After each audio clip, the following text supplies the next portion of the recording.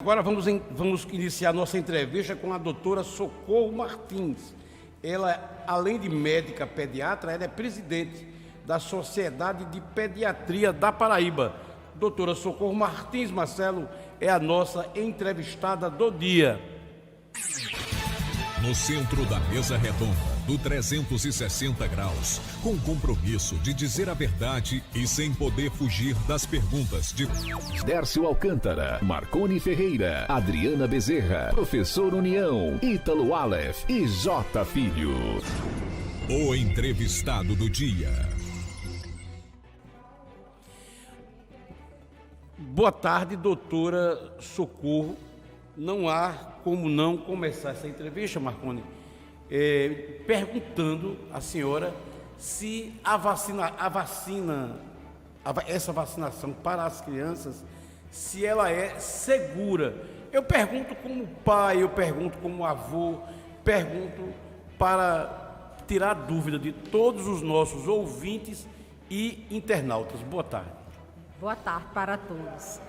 Veja só, os estudos que licenciaram essa vacina na versão pediátrica para esse grupo de 5 a 11 anos, eles tiveram um perfil de segurança muito bom, inclusive superior às outras faixas etárias da população. E também com relação à resposta imunológica dessas crianças. Para você ter ideia, está sendo utilizado nessa versão pediátrica apenas 1/3 da quantidade de antígeno vacinal que se utiliza na de adulto. E provavelmente isso aí também está contribuindo. E também com o espaço alargado de 8 semanas, se observou uma diminuição dos eventos adversos. Mas o que eu quero tranquilizar a população paraibana, né, nesse momento que se sente tão inseguro, até por conta desses compartilhamentos de fake news, é que em mundo real nós já temos os estudos nos Estados Unidos, olha só, com 8.700.000 crianças. E 98% dessas crianças apresentaram apenas eventos adversos desses leves, esperados mesmo das vacinas que são utilizadas de rotina. Então, isso aí dá uma robustez, né, às sociedades científicas que estão recomendando e apoiando e incentivando a vacinação dessas crianças, né? Sociedades internacionais, os principais órgãos sanitários, regulatórios, né, que estão recomendando a vacinação. Marconi. Quer dizer que a senhora recomenda a vacinação com base no estudo científico. Justamente, as sociedades, os órgãos não iam expor as crianças, né, colocar em risco as crianças, se já não houvesse dados, né, embasamento científico e estudos epidemiológicos. Como assim? Porque essa confusão. Mas, doutora, por que vacinar criança de 5 a 11 anos que não adoece? Criança não hospitaliza, não morre, é uma doença banal. Não era assim? Exatamente. Quanto tempo temos de pandemia? 2 anos. Isso era no início da pandemia. Mas com o avanço da doença e o surgimento de novas variantes, o que é que nós estamos observando? Vamos olhar aí ao mundo. Os Estados Unidos, as últimas semanas, quadruplicaram casos de crianças hospitalizadas. O Reino Unido, anteontem, publicou os números, uma curva ascendente, um pico enorme de crianças hospitalizadas. Então, a gente não quer que aconteça aqui. A gente vai, como eles estão 1 ou 2 meses na nossa frente em termos de pandemia, a gente vai antecipar isso aí. O ideal é que essas crianças já tivessem recebido suas duas doses e o seu retorno presencial às escolas, às atividades sociais, fosse com mais segurança. Porque tudo que as famílias querem é segurança, é mandar suas crianças para a escola em plena pandemia, mas com mais segurança, né? Blindadas, né? Como nós estamos vendo os adultos, né, de uma maneira geral, no mundo, né? Hoje os estudos mostram E até o próprio ministro da Saúde admitiu. Hoje os estudos mostram que aqueles que estão ocupando as UTIs são os não vacinados. Né? Então, se a vacinação começou dos idosos para os mais jovens, a lógica é que o vírus vá descendo para procurar os mais novos. Então, o vírus é oportunista. Quando você vacina os mais novos, você está fechando ali o ciclo, né? Então, doutora, o que é que a senhora achou daquela tentativa do Ministério? Isso é importante também, porque, suponhamos, que um pai, existem os negacionistas, né? Muitas vezes fundamentalistas por causa de religião, existem os ignorantes mesmo, a gente sabe, mas muitas vezes o pai, ele não é contra a vacina especificamente, ele é vacinado, mas ele teme, por causa da antipropaganda, por causa da fake news, ele teme correr o risco com seu filho, ele até retarda a vacinação para ver o que vai acontecer. Assim, e a senhora, do ponto de vista daquela ideia do Ministério da Saúde, de só vacinar com prescrição, suponhamos que a consulta pública do Ministério da Saúde tivesse passado, né? E o que isso impactaria assim na classe médica? O Brasil levaria quanto tempo para acontecer esse agendamento, prescrição e vacinação? Por exemplo, nós temos aqui na Paraíba quantos pediatras? Pois é. Mais ou menos, a senhora tem uma... uns 450 pediatras, né? Já imaginou que demanda viria? Era inviável, né? E isso aí ia favorecer a desigualdade. Claro, quem As tivesse crianças, dinheiro, plano de saúde... tem seu pediatra. Na realidade, as crianças, e inclusive eu até vou falar aqui um pouquinho sobre isso, teve um avanço grande, porque no momento, na rede pública, as crianças, muitas vezes elas estão lá nas unidades básicas sendo atendidas por enfermeiras ou clínicos. Sim. Não existe o pediatra na atenção primária. E isso era uma luta antiga da Sociedade Brasileira de Pediatria. Mas hoje passou já, né, está para ser implantado e a gente vai ficar cobrando dos gestores. Claro. A criança tem que ser atendida pelo pediatra, claro, que é o especialista. Que é o médico, né? O médico que se especializou, né? E assim, voltando para a questão da importância da vacinação e de como houve uma mudança, né? Porque para aquelas pessoas que são contra as vacinas, eu não gosto de chamar de antivacina nem negacionistas, claro. Elas sim, ficam apegadas a esse argumento, aos dogmas, né? de que criança não adoece e tal. Vejam só, a primeira onda, a gente chegava nas UTIs, eram idosos. Né? Segunda, pacientes com comorbidades. A segunda onda, você já começou a visualizar pacientes de 40, 30 anos, 50. E a gente não quer que a terceira onda seja as UTIs infantis. Né? Então é isso que a gente precisa trazer para as famílias. E eu quero deixar aqui assim, bem claro, esse grupo específico de 5 anos é um grupo que a gente está com maior tranquilidade em termos de eventos adversos, tá certo? Realmente é muito pouco. Eles vão ter sim, porque criança tem normalmente reações à vacina, reação normal. A febrícula, dorzinha na perna, tá entendendo? Mas assim, em termos da miocardite, né, que é o terror, não houve um óbito nesses 8.700.000 crianças. Não houve um óbito de criança de evento adverso. Que futuramente a criança pode ter uma reação à vacina diferente. Futuramente, quando, sei lá, né, existe esse dado científico existe nesse sentido? Olha, a maior fake news é aquela história que a vacina, que ela é uma vacina de RNA mensageiro, né? Mas é um RNA sintético. E ele quando chega na célula, ele não tem nada a ver com o núcleo da célula. O RNA vai levar a copiazinha da proteína spike, que não é nem a proteína toda, é um fragmentozinho. Só para os anticorpos. Joga lá no citoplasma, com pouco tempo ele se deteriora, se degenera. Por isso que essas vacinas têm que ser congeladas, por conta desse RNA mensageiro, tá entendendo?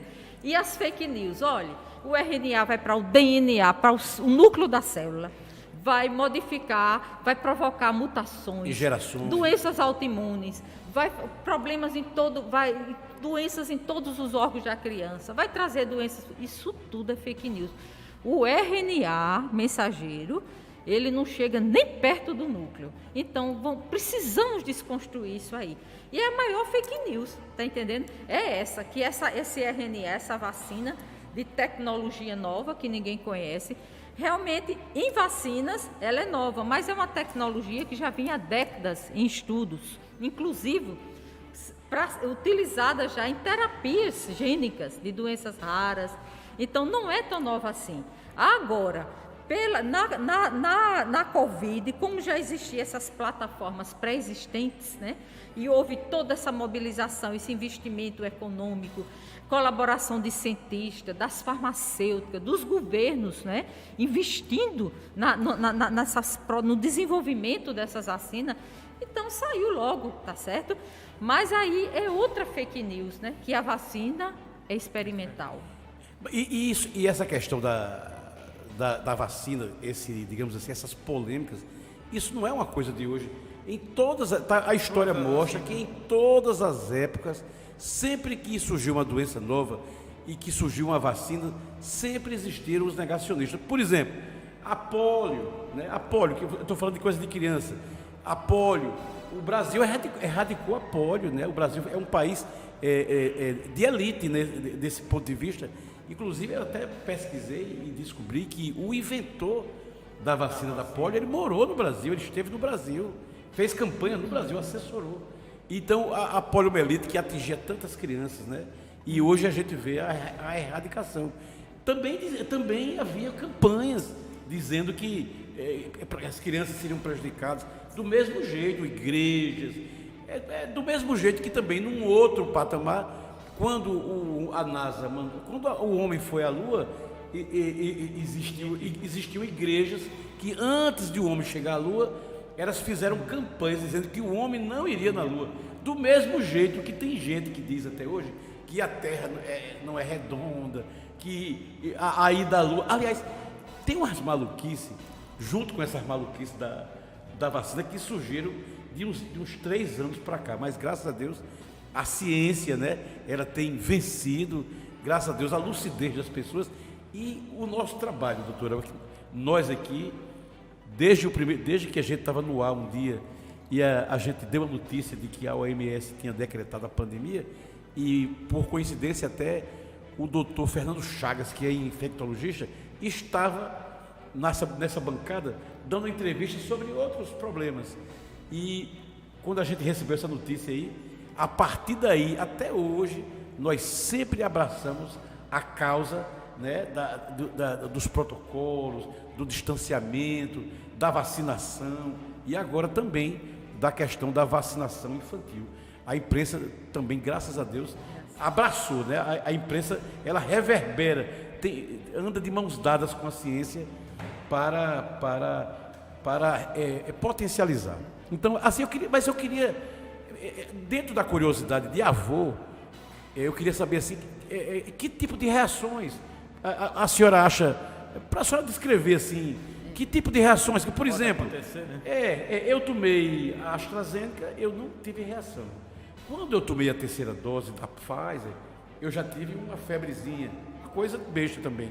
Mas que tipo de reações a senhora anteciparia assim para os pais, tranquilizando? E complementando essa pergunta de Décio, eu queria saber da senhora o porquê da Pfizer, da escolha da vacina Pfizer. Certo.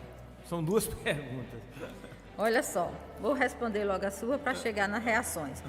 A vacina Pfizer é porque foi a única que apresentou todos os estudos, né, para a nossa agência regulatória, com todo o rigor que se precisa. Por exemplo, a Coronavac, o ano passado, apresentou, mas faltou documentação, porque a Anvisa é muito rigorosa. Então, é isso aí. Mas, com certeza, daqui a algum tempo, outros fabricantes, né, vão completar seus estudos, porque tem que fazer estudo fase 1, 2 e já andar com a fase 3 bem adiantada, tá entendendo? Então é por isso. Então a gente está na expectativa da Coronavac, que é uma vacina de plataforma antiga, conhecida, que eu acho que a população vai ter uma aceitação melhor, porque a grande maioria das vacinas do calendário de rotina da criança é com vírus inativado, tá entendendo? Que é o caso da tecnologia apesar de que a resposta imunológica não é, vacinas inativadas não tem uma boa imunogenicidade como essa da plataforma de ácido nucleico. Mas essas vacinas de RNA, espetáculo, isso é o futuro. A vacinologia vai ter um divisor de águas. A partir daí. Antes das vacinas de RNA e depois. É um espetáculo. E há estudos, inclusive, dizendo que o nosso corpo vai ser beneficiado. Essa imunidade vai gerar outras imunidades que a gente nem alcançou ainda. Vai chegar a outras curas, né? A senhora, por gentileza, que sintomas assim então, a senhora... É importante que as pessoas que que fazer com esses sintomas? Que estão nos escutando. Olha só, quando eu falei, se utilizou 1/3 da quantidade de antígeno que se usa na vacina de adulto. Okay. A criança, ela tem uma imaturidade imunológica, né? O sistema imunológico dela é imaturo. Mas, ao mesmo tempo, a criança tem uma resposta imediata muito robusta. Por isso que quando os bichinhos tomam uma vacina tal, né, tem uma febre, eu sempre digo, olha, febre de vacina, eu acho até uma coisa boa, significa que o sistema imunológico foi cutucado, provocado, está reagindo, né? É controlar a febre, vai passar, né? É a dorzinha, que é comum, né, porque ela tem alguns componentezinhos que realmente vai ficar dolorido. Reação adversa depende muito de cada organismo. Eu sempre, nas minhas palestras, eu digo, aquelas pessoas, não só crianças, que são alérgicas, que têm problemas de doenças autoimunes, realmente elas têm eventos adversos, reações alérgicas, em maior proporção de quem não tem, tá certo? Então, isso vai depender muito do organismo. Mas quando a gente diz que os estudos, eu não estou falando por mim, estou falando nos estudos, esse de 8.700.000 crianças, 98% apresentou só esses eventos comuns. Quais são os eventos comuns? É a febre, né? A criança fica um pouquinho, tem uma dorzinha do corpo também, dorzinha de cabeça, a perninha dói, o bracinho dói, algumas sentem vômito. Acontece, e a gente vai ter muito isso. Diarreia, e a família também, os pais têm que ficar tranquilo, que é esperado esse evento adverso, né? Mas alguma medicação pode ser dada, por exemplo? Se a febre passar de 38, né, a criança tiver, do jeito a gente, com muita dorzinha no corpo, a gente vai recomendar um antitérmico para a criança. E se for aquela temperatura de 37,5, 37,4, que a criança corre e brinca, tira a roupinha, oferece líquido, deixa no ambiente arejado que essa febre vai subir. Isso é o organismo reagindo, tá?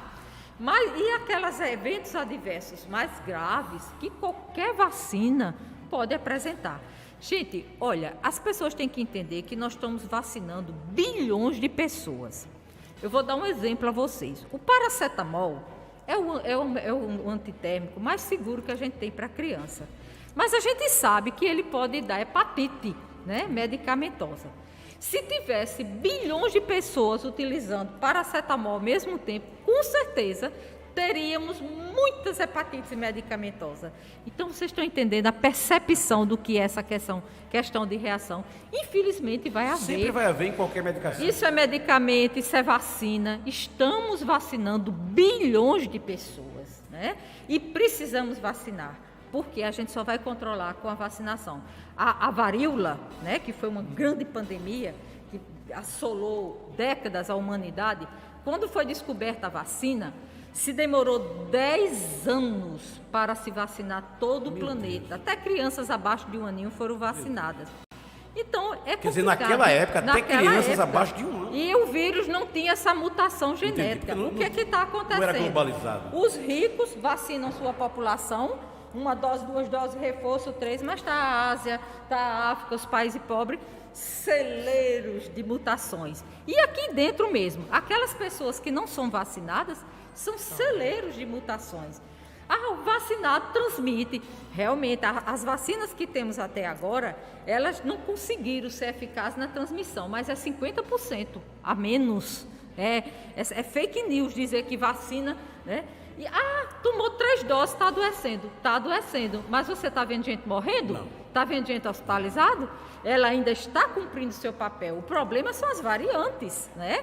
Realmente as vacinas foram desenvolvidas para a linhagem original do vírus. E quantas variantes nós já tivemos em 2 anos? E mesmo assim as vacinas estão segurando. E mesmo segurando. assim elas estão cumprindo ainda seu papel. Por isso que ainda não foram reformuladas. Mas vão ser, com certeza. Inclusive a Coronavac, o Butantan divulgou que a Coronavac, com 2 doses, segura a Ômicron.